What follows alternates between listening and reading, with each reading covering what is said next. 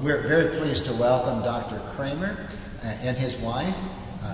Dr. Dewey Kramer has already given a talk to the Friends of the Spring Hill College Library on Tuesday on Hildegard of Bingen, and talked this morning also on Hildegard to one of our classes.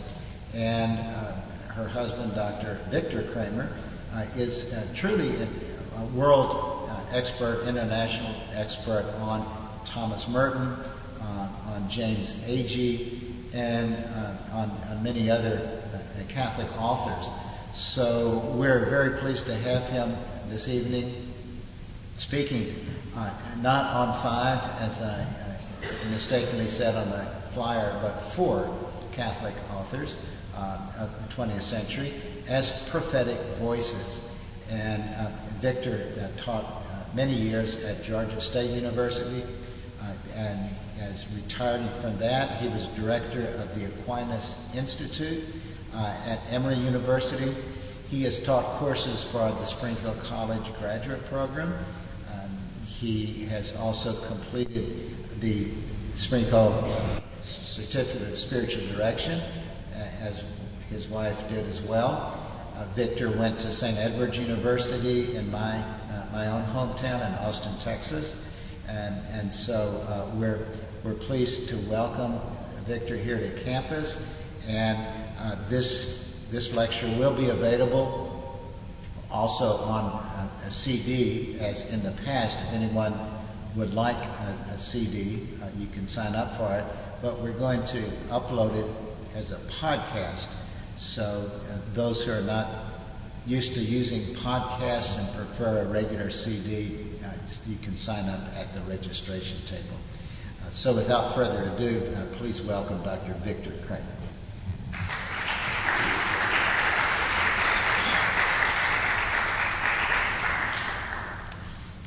Good evening.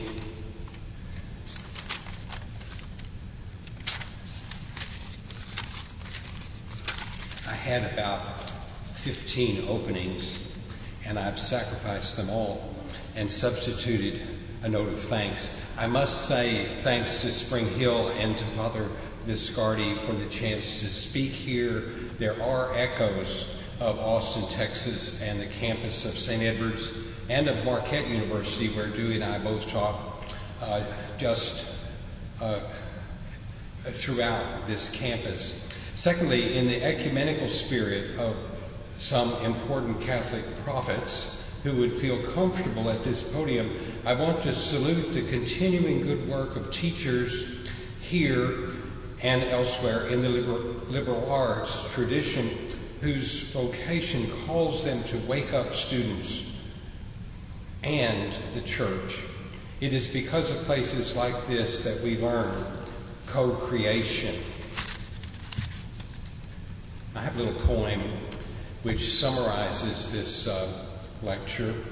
Waking up is a terrific job, especially when, as prophet, you're doing this 50 or 75 years in advance of our Christ-haunted 2014. The center has not held. Christianity, Catholicism, Protestants, conscience lost. Still, we believe we can get by with "In God We Trust." Yet the fact is that in death and drugs and possessions, we wallow in the ruins of what exists as the outward sign of our inward longing, ignored. Crazy, bee-stinger preachers and hermits in the woods or up on a fire tower could see into the future of a society still called Christian, yet without faith, without knowledge, without hope or compassion. This is the gated community, which is not of paradise estates, a house built on sand. So I'm going to talk about 4 writers, and I'm going to add a phrase to the title: Prophets, Invitations to Co-Create. And I have a prelude and then a lecture arranged in 3 parts. I begin with the question, what would any ordinary American Catholic think about church, faith, and redemption in mid-century 1950s or 60s? This lecture meditates about some writers formed when it was assumed to be Catholic meant obedience and unquestioning acceptance. The institution existed within such a structure. Day, Merton, O'Connor, Percy were grounded in this. I'm going to insist that their work stimulated much more.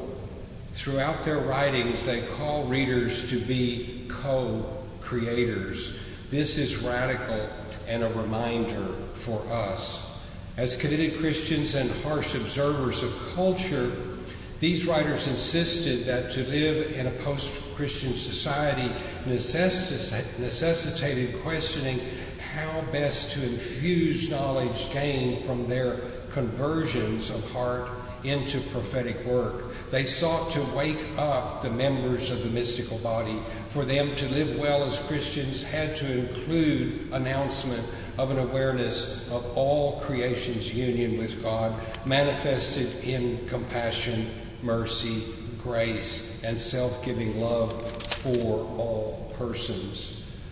To become sure of God's love for all and to be a Catholic writer committed to remind others of the miracle of the mystical body, in fact, necessitates strong words, images, and actions.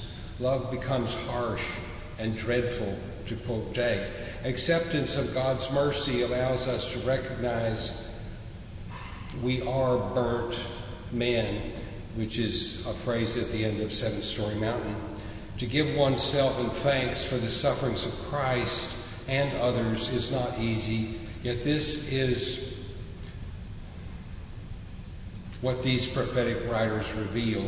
We learn to give. After Walker Percy died, I had a conversation with his widow. She explained how Percy was in treatment at the Mayo Clinic in Minnesota.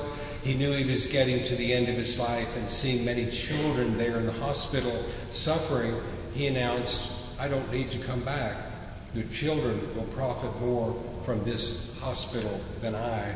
He chose to go home. This story and emblem may help us to understand the fervor which motivated these four writers, often stressing how we can find God through love of others. I think of Percy's Will Barrett in The Second Coming, obsessed with his own past. He remembers everything. The woman he falls in love with, Allison, has, to exaggerate, forgotten everything, even language. Percy's fanciful tale demonstrates they can experience how to be for each other by concentrating on the immediate, the graces of each moment. But I'm not sure we have grasped Percy's fiction. I assert we haven't carefully paid attention to Percy's storytelling as a hint about how to live. In fact, I'm going to say we haven't yet read any of these four major writers. Can I say that these prophetic writers have not really been read? I do. In much the same way I insist we haven't fully absorbed Dante or Chaucer or Blake or Emily Dickinson. We haven't applied them to our living as Christians. We know them in only a vague kind of way, as cliches, as indirect, dull reflections of our assumed knowledge. If we really read Dorothy Day, we would occasionally feel guilty about the distribution of wealth in this culture, and then we would do something. If we really believed what Merton has explained so many times about God's mercy, then we would embrace the God who seeks us, not many so minor details of ritual and institutional policy and details about theology. We would rejoice in the God who is constantly reaching out to us, not to our traditions or to our institutions. if we really read O'Connor and agreed that grace is always available, if we could just open our eyes, we would live the mystical body. If we really came to the kinds of conclusions which Walker Percy did about friendship and marriage and commitment, we would figure better ways to bind ourselves to others. Instead, with many excellent exceptions, all around us we see a fragmented culture, an isolating world, a world that is more like a fortress, keeping others out rather than encouraging them, a world which seems to be content with classes of Christians rather than the world Merton saw foreshadowed in Vatican II. These prophets tell us to build community, to build lives of prayer, to take the sacraments seriously, to live each day, each moment, each encounter with other persons, not just in the city of man, but in the unseen, invisible, but very real world of the city of God.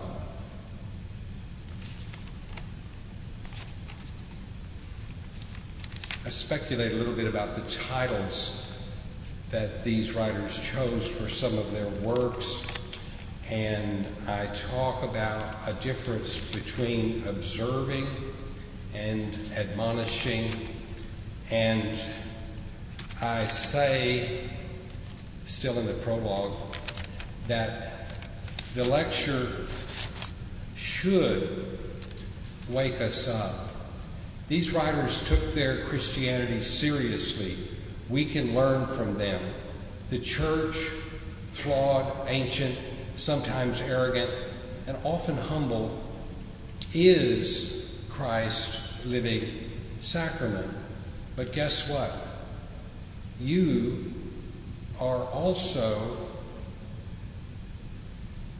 a sacrament in the sense of your life being assigned. This is what may surprise you when you go and reread these writers. They're not just 7 standard issue sacraments, or maybe, as Luther stated, 2 fundamental ones, but in fact there are 77 times 7 sacraments and sacramental moments everywhere. Each person is called to be alive, alert, living stones, all parts of our mystical body, which is sometimes forgotten, but remains always here, signs of God all about us. We are O'Connor's temples of the Holy Ghost. Would you believe that you are a co-creator with God? Would you believe that when you really take your baptism seriously, that you are a minister of the faithful? Would you believe that God breathes life into you and that in breathing you share in God's life? Would you believe God is reflected in every person? Would you believe that God's mercy excludes nothing? Would you believe the grace of God is present for all? Would you believe that to be living for Christ can be reflected in friendship and marriage and the Eucharist and commitment to and for others? So that's the abbreviated version of the prelude. Now, part one, becoming committed writers. 4 ideas I'm going to stress: transformation of the heart, conversion, a context, invitations.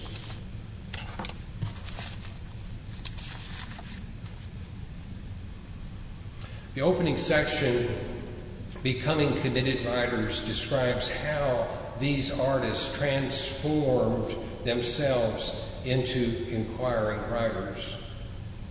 They then stress responsibility and encourage Christians to act affirmatively within a secular, even a post-Christian atmosphere. This is about transformation of the heart. Culturally, we have lived through the literary moment called the Catholic Renaissance or the Catholic Revival, which followed World War I. This was a celebration of Catholic tradition, often retrospective, made possible through the strong faith and imagination of Catholic writers and artists, often European, like Bernanos and Claudel, or people like G.K. Chesterton, convinced he had a responsibility to affirm the wonders of God and Church. We can say this occurred from roughly 1900 down to the mid-50s. Then following World War II, things began to shift. This was already a society fast losing an awareness of God and of Church. The Catholic writers of fiction, like J.F. Powers, continue to demonstrate a fondness for the structure of the Church, but often revealing its foibles. Positive in his outlook, J.F. Powers didn't seem much concerned to challenge the faithful. He seemed content to poke fun at priests in rectories and nuns beginning to rebel, but there wasn't much attention paid to raising questions about individual responsibility.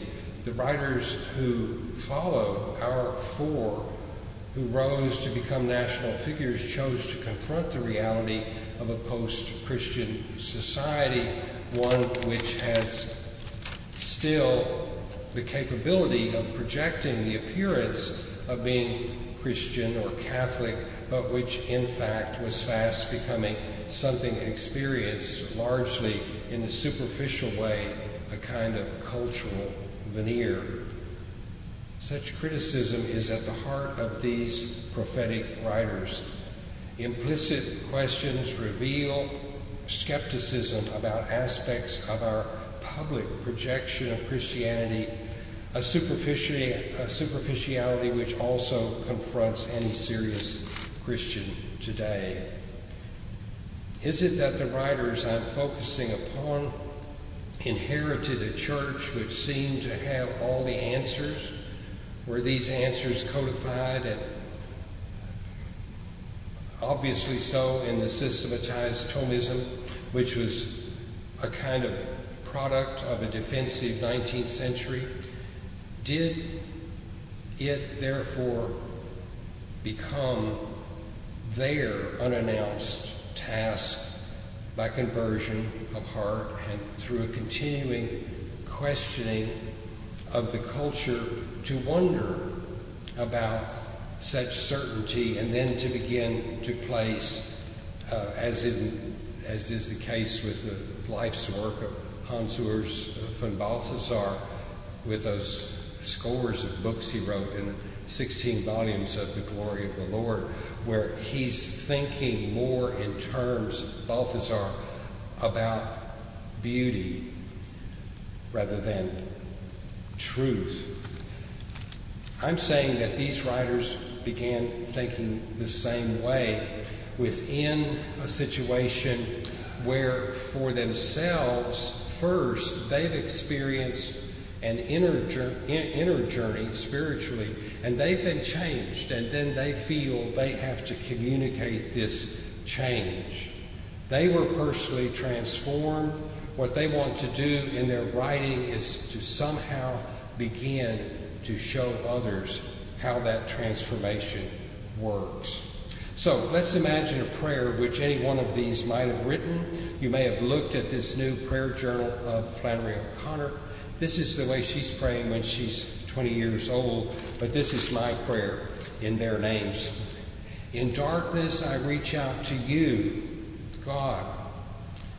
In the darkness of the certainty of modernism and science, in the darkness of the hours of war and ignorance, I reach out to you. You were once living here on this earth. I want to learn how to encourage readers to become closer to you as brother, as communicator of the living Spirit of God. So what I'm saying is that these writers really did think long and hard about what it means to be Catholic and to be a writer. So as Christians, They took their conversions to a high level. It is as if they realized, I must do more, and in that realization took up the craft of writing to establish the presence of God in a world often cluttered with ideas, dreams, plans, ambitions, projects, greed, and egocentricity. Called beyond their earlier, perhaps self-centered states, they acted with urgency so their readers might be challenged to go out of themselves.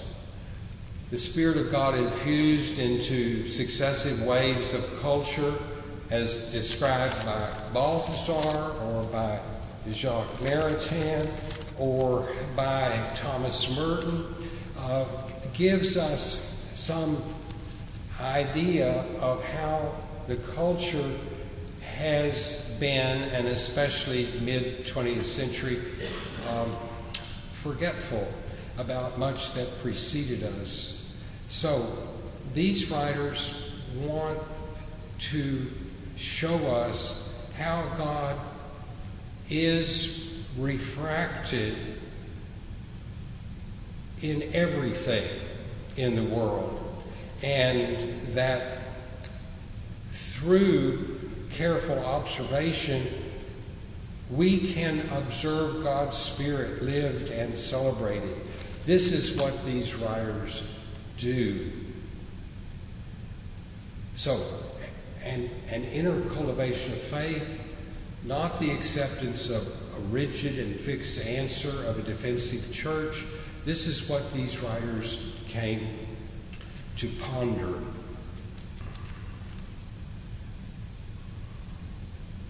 God calls our attention, it says one philosopher, James Araj, to know how we come to know God through others. He maintains we do not come to know the mystery of our God through rules or through philosophical formulas or through thinking and systematic theology. We learn instead by compassion. Thus we come to know God not as an abstraction, but through observation of creation all around us. We see God if we contemplate carefully all the beauty or lack of it around us. We learn about God by observing our world, and especially the fascinating world of persons all around us.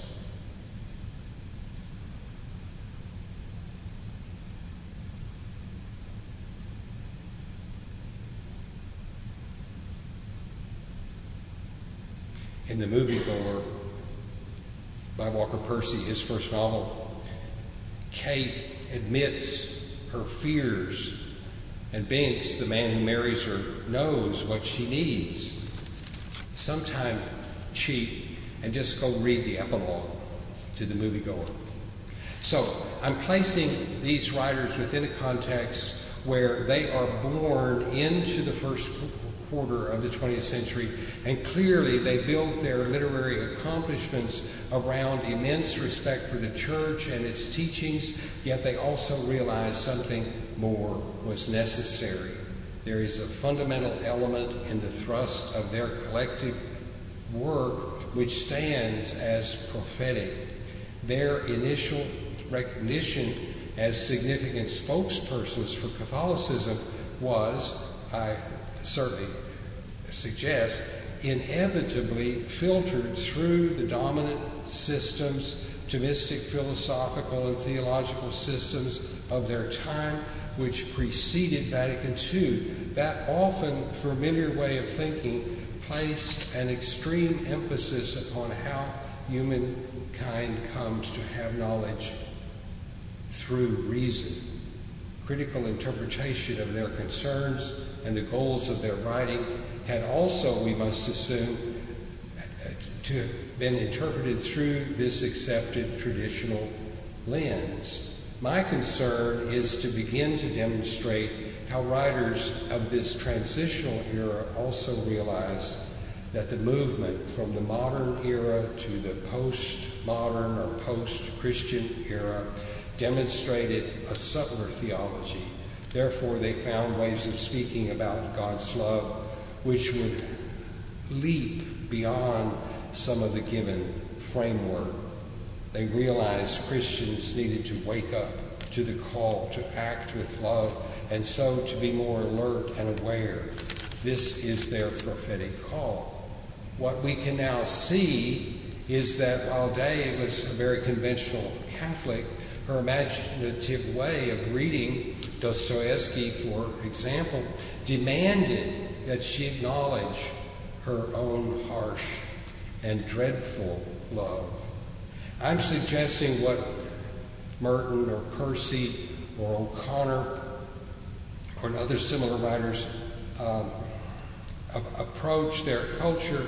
They certainly are aware of everything that precedes. Merton certainly read Aquinas, but already in April of 1941, when he was making a Holy Week retreat at the monastery Gethsemani, which he is to join, he is pondering Bernard of Clairvaux's work on the love of God, which has insights closer to the mystical than can easily be derived from studying the Summa Theologica. It is also worth noting that in the earlier period, immediately following Merton's 1938 conversion, he reports in his first journal reading the spiritual exercises of Ignatius. But what is quite clear, interesting about that journal entry is that Merton, fervent, smart, energetic convert, really did not comprehend the radicalness of what the spiritual exercises call for. Discernment, commitment. That comes later as Merton comes to see his own spiritual journey as an emblem for all others. If we read Percy, we can read him the same way. The life becomes the foundation for the work. Compassion is fundamental. It's the same with O'Connor. There's a wonderful story called Revelation, and Mrs. Turpin is a very good person. She imagines, for example, when she's waiting in the doctor's office, that everybody else around her is really not quite as good a person as she is. And she imagines streams of people walking, not separated by prejudice or intolerance, towards the end of the story. In the beginning, she's got everybody pretty well classified just by looking at their shoes or what they're reading or what kind of hairdo they have. So Mrs. Turpin would occupy herself with the question of who she would have chosen to be if she couldn't have been herself. And of course she's thinking she herself is a very, very fine person. And then finally at the end we have a revelation. She imagines, quote, a vast horde of souls rumbling toward heaven, and bringing up the end was a file of people, including herself. The last lines of the story are perhaps a vision for all of us. I think you could read all of O'Connor this way. I've done retreats with some O'Connor short stories, and I'm absolutely convinced that I should write an article about O'Connor's work as fuel for spiritual direction. So these writers are inviting us to think. They're asking us to join with them. They've been changed, and they want us to change. There was an article in America recently about John Courtney Murray and about what he failed to see.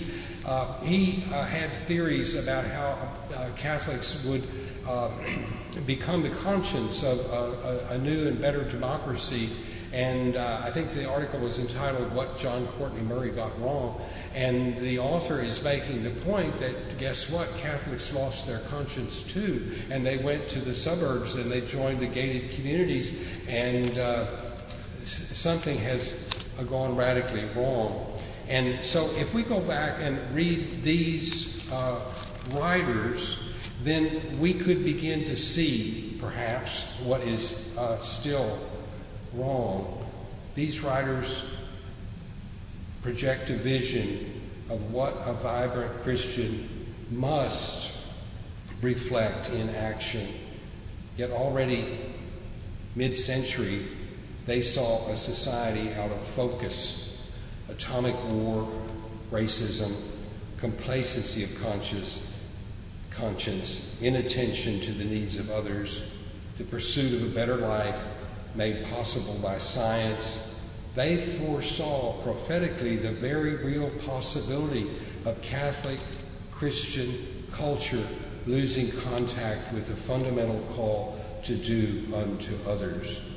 Triumphalism, bricks, mortar, focusing on just a few narrow issues, often sexual, while living the comfortable life with the majority of comfortable Americans has allowed many Christians to say one thing and to live another.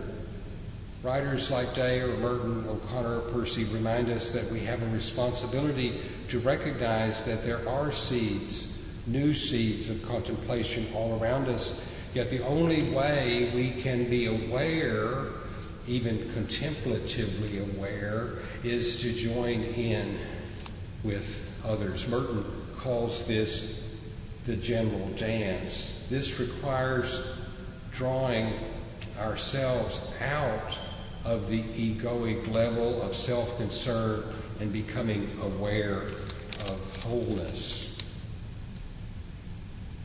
That's the first part.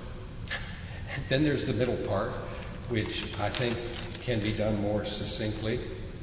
And the middle part is about recognizing alienation within a secular society. And here I'm going to stress some implications of this prophetic Catholic stance and call these writers have intensely sought and found God.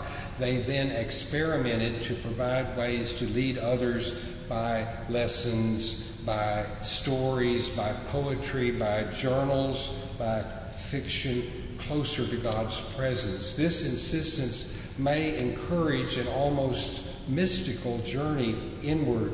Their work often shows readers how it is possible to become an active participant in the very mystery of God's love. Their job then became a job of finding ways in essay and poetry and journal and fiction toward God's presence available in an almost mystical apprehension. I have to think of them as real people living real lives. It's like Jacques Maritain living love and living a marriage for 50 years while in pursuit of some way to put into words his intuitions about the wonder experienced through his belief in God. Or think about Percy going off to live in Covington in a small town, married, raising children, striving to understand his own longing to communicate the mystery of God which surrounded him, but was surrounded by a world of abstractions. You may know his book, Lost in the Cosmos. Percy says we're lost because we're lost in abstractions. We're lost because we're not paying attention to what's right in front of us. Imagine Merton, professed, ordained, seeking and seeing the love of God in others. Imagine Day, sure of her Catholic faith, willing to put her life on the line and her long loneliness. These reports bring us to moments reported, imagined, which celebrate oneness in creation, our common longing for recognition of our own relationship with God, something ineffable, but something quite real.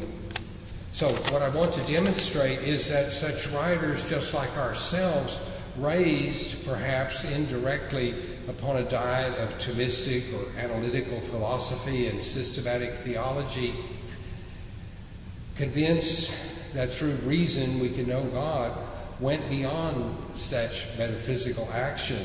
They show us that the experience of human love and the subsequent imagination of it, they construct analogies which make it clear that an act of faith about the experience of God must grow out of our human experience of real love as experienced day by day. This is not an act of the mind or something done in obedience. That same philosopher, Raj, whom I mentioned earlier, writes about the nature of love being something far different from any amassing of facts. Love is not about an objective set of qualities which we can identify in the person loved. Rather, we intuit something far more complex than any rational knowledge. We become aflame with love for another, not as an abstract being, but as a vow with whom we have fallen in love. But in a society which has trained us to think in terms of our experience and our reasoning, this is an immensely difficult thing to learn. Nevertheless, bodiness stammers of something greater than itself. It provokes and intrigues us and draws us towards the mysterious center. This is to become aware in a way which will never be explained. This is Merton's epiphany at 4th and Walnut, knowing he's not separate from others. This is Day's report of being jailed, humiliated, stripped, searched because she's a pacifist. This is Tom Moore musing at the end of the Thanatos syndrome with compassion. So these writers give us flashes of insight and show us how to share.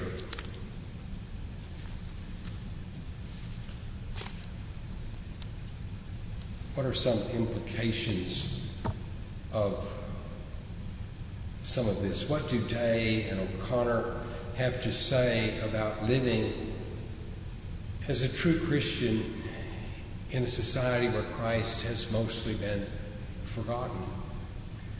They remind us of loneliness, of suffering, of sadness. This does not seem very pleasant. They imply that if we're serious about living our faith, we will be alienated from the dominant society. Day makes the difficult decision to cut off many relations and friendships with people she really loved because she finally learned they could not understand her as a Catholic convert. This is not easy. Choosing to live the monastic life is not what most people would like to do. Choosing to live with some aspects of the monastic life on a daily basis is what many of us are not willing to do. To provide inquiry into the meaning of life, like Binks Bowling in The Moviegoer or Will Barrett in The Last Gentleman, is to bring sadness. I've known many people who've tried to read Day or Percy and they slammed the books down in confusion. Yet in all these works about conversion, about puzzling over God's presence or God's absence, about the love of others, we do have a common element. Believe it or not, these writers, even when they're a bit grim, like O'Connor, are able to establish moods and attitudes of joy. I think this is the part of these writers, these prophetic writers, that we miss. In the commitment of such writers and through reading their imagined fictional characters' commentary, our future could promise joyousness. Again, go back to Percy, read the last part of Lost in the Cosmos. A spaceship has come back after a long flight. You just watch the news about that comet. And Percy imagines people coming back after a nuclear holocaust. Then they choose to either get right back on the spaceship and leave, or to go to Lost Cove, Tennessee. And the point is, we have to choose. Day reminds us that once convinced, converted, we will sometimes feel lonely. But early on in her life, because she also cultivated friendship and relationships and an appreciation for the comfort of nature, ocean, farmland, she shows us how we can have a balanced life. Day, working in the city, knew the compensation, the value of being regularly aware of the gifts of nature. Merton the same way, O'Connor the same way. Their lives reflect these facts. O'Connor teaches a lesson in wise blood. Hazel Motes, the hero of that kind of strange first novel, doesn't know why he is drawn back to a particular place, his hometown, but what's implied is, in so being drawn back, he's affirming each person's special relationship to a particular place. O'Connor has another rather frightening story about a grandfather who greedily sells part of the family land. This is not a happy story.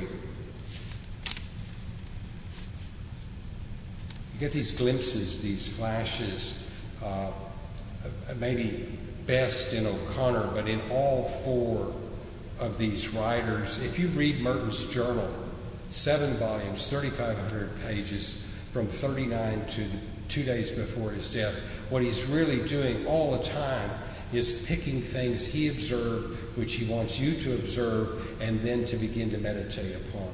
And it's almost impossible to find a page in those 3,500 pages where Merton is not saying, look, and then connect, and meditate, and then pray, and then accept what you've observed. And he does it over and over as if he's writing Lectio for people 100 years in the future. And it's the same way with O'Connor. I'm thinking of a story which I mentioned, A Temple of the Holy Ghost. Its young heroine reflects one of O'Connor's intuitions. This is a teenager, and it's an odd story filtered with a lot of strange people in it. And there are many odd experiences in the weekend that this story tells us about. Yet at the conclusion of the story, after benediction in a girls' school and a hearty hug by a smiling nun — there aren't too many nuns in O'Connor — we know the crucifix which this nun's wearing, which is crushed into the child's body during that hug, has opened her up to the compassion one should have for other persons. Lots of examples, lots of things still to do. I want to move towards the end of the lecture with some comments about how these prophetic writers are, I think, mouthpieces for God. Biblical prophets could perceive what is going on in their culture, even be possessed by God's Spirit and read signs. This is true. Prophets speak. It's also true that sometimes prophets are reluctant to serve and have to work and worry to fulfill their vocation. This is an insight that applies to all four of these writers, and I would argue that each, in their various ways, express serious doubts about God's calling them to speak and to speak prophetically. I mentioned O'Connor's youthful prayer journal. You could read about the career of Day or Merton. Merton goes to the monastery thinking, I'm just going to go and I'm going to close the door behind me. And luckily his addict says, no, you're going to write and translate, and you're even going to write your autobiography. And so he did it quickly. And you know the story of that autobiography. The fact is, he'd written his autobiography in 4 novels, which he wrote before he went to Gethsemane. And the 4th was published in 1969 after he died. And it's called My Argument with the Gestapo. And it's about the craziness, the absolute craziness of the Second World War.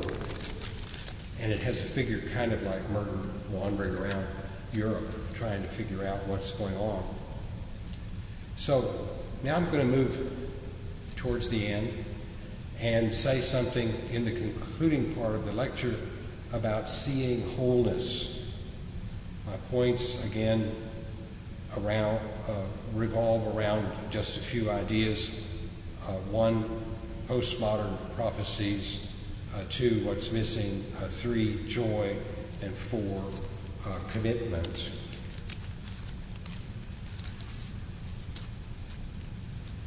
Don't think too much about commitment. I run into young couples who have prenuptial agreements and decide one will pay the utility bills and one will pay the mortgage. It's just crazy. Anyway, this next part is called Seeing Wholeness. These writers remind us of our own wholeness with God, thereby our union with all creation. In this last part of the lecture, I emphasize we are reminded of what Merton calls the hidden wholeness. We are taught to widen our vision, our field of action, to read more closely, to pay more attention to details reported by the writers, and then thereby to details observed as we go about our business, so that we can begin to live in an attentive way. So I want to concentrate on how these prophetic writers remind us of wholeness and thereby our union with all God's creation. I taught a course in modern American fiction one time, and there was a doctoral student from the psychology department there, and he listened for some weeks, and then he said, these people are all crazy, they should be medicated. I mean, what's going on? Well, the point is, these people are metaphors for us, and we don't need to be medicated. Any prophet reads the signs of the times and then speaks to an audience with clarity. This is true of a good Catholic prophet. They not merely document. Many excellent American writers have documented, from James Fenimore Cooper to Henry James to Mark Twain to Stein to Dreiser to Fitzgerald to Hemingway. All these excellent writers. Think of all these good Jewish writers from Malamud to Bellow, and how they beautifully imply important questions. The writers I'm thinking about do all these things too, but they also exhort their reader to take the next necessary steps. This is especially so if we are to be Christian in this not very Christian era.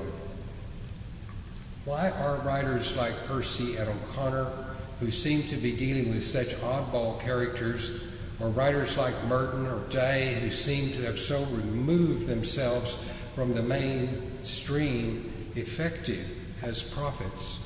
Above all, they speak the truth.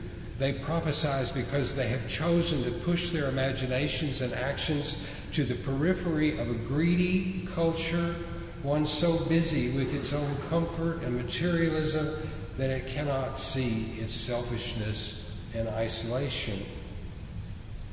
Move out to the side move into the minds of the dispossessed, and then you will begin to see that an embrace of all the world is necessary. No longer does a fortress mentality work, but rather an opening embrace that says we must include all.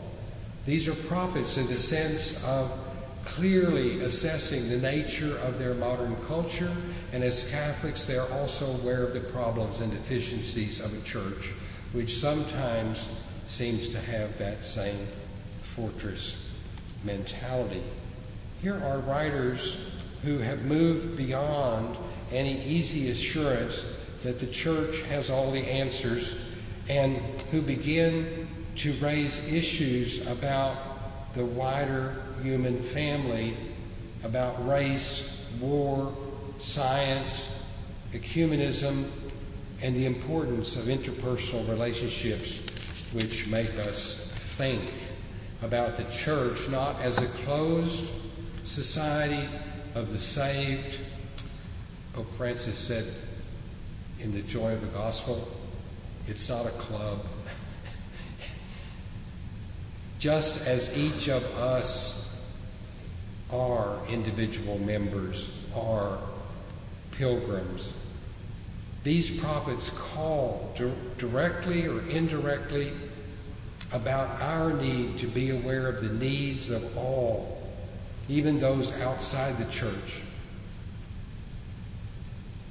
I think this could be demonstrated in all four of these writers. You know, Percy started writing about race relations before he started writing fiction for publication.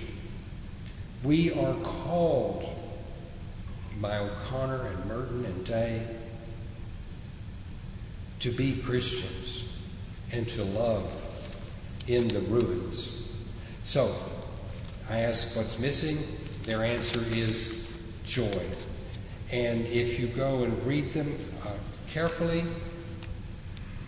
there is joy everywhere amidst unbelief. Our world is, I think, largely a world of unbelief, making do with the lowest common denominator.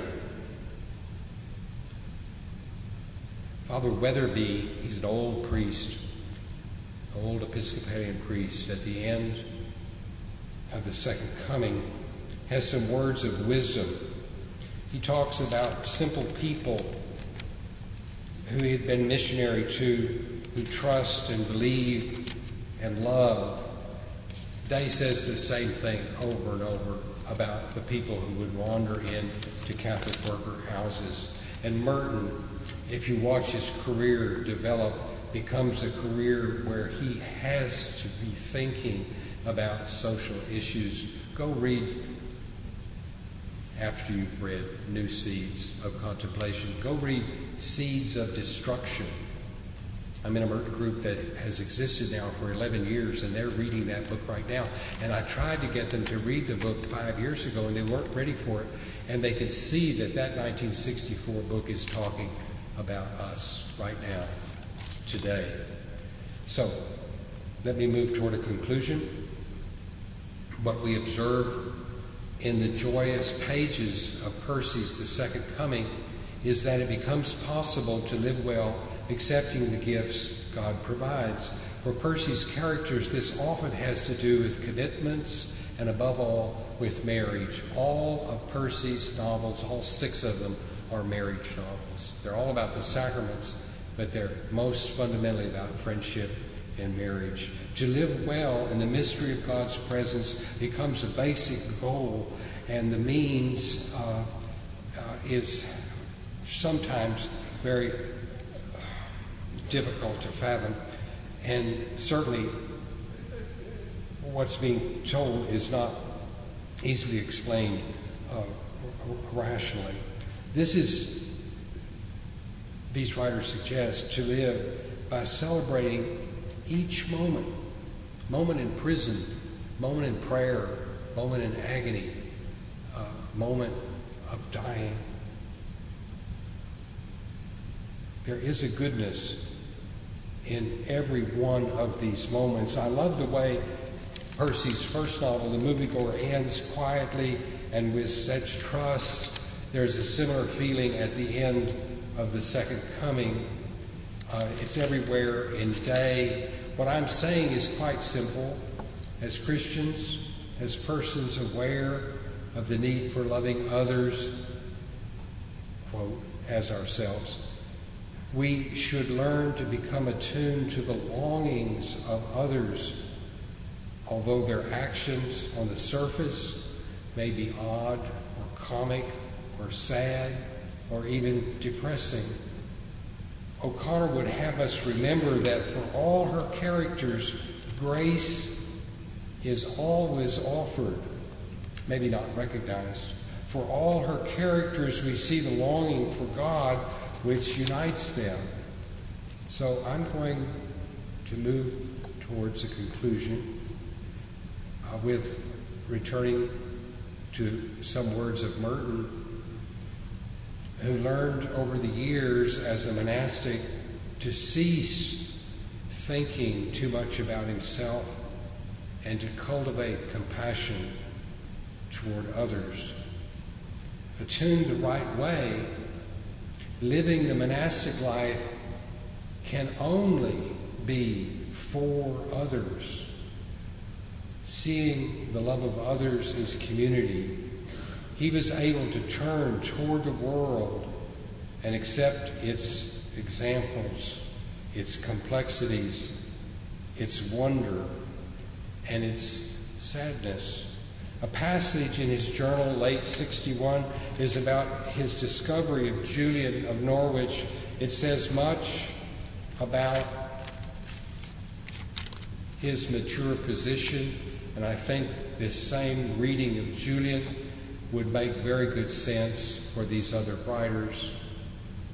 Merton, while faced with a world threatened by nuclear war, while disappointed with aspects of his contemporary culture's seeking money and power, disappointed that he was told he couldn't write about some of these issues and agreeing not to do so, he knew Dame Julian and Julian's famous quote, "All shall be well."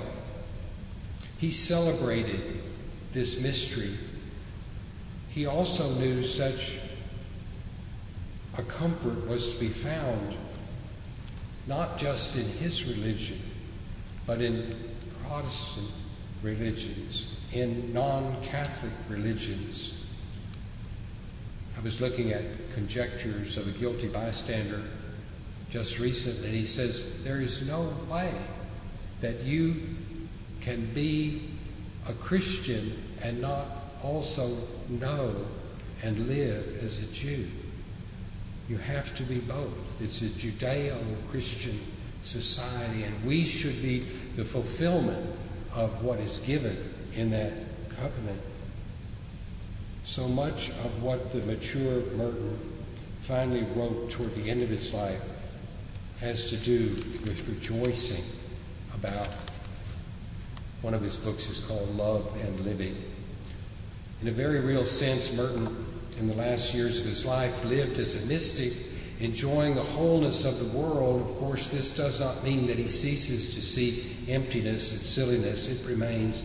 It means that you can learn to speak about the unspeakable, raids on the unspeakable, which is the constant presence of God, and no one wants to talk about it. The constant presence of grace, so often forgotten. You need to stop worrying about yourself and join, he says, into the general dance.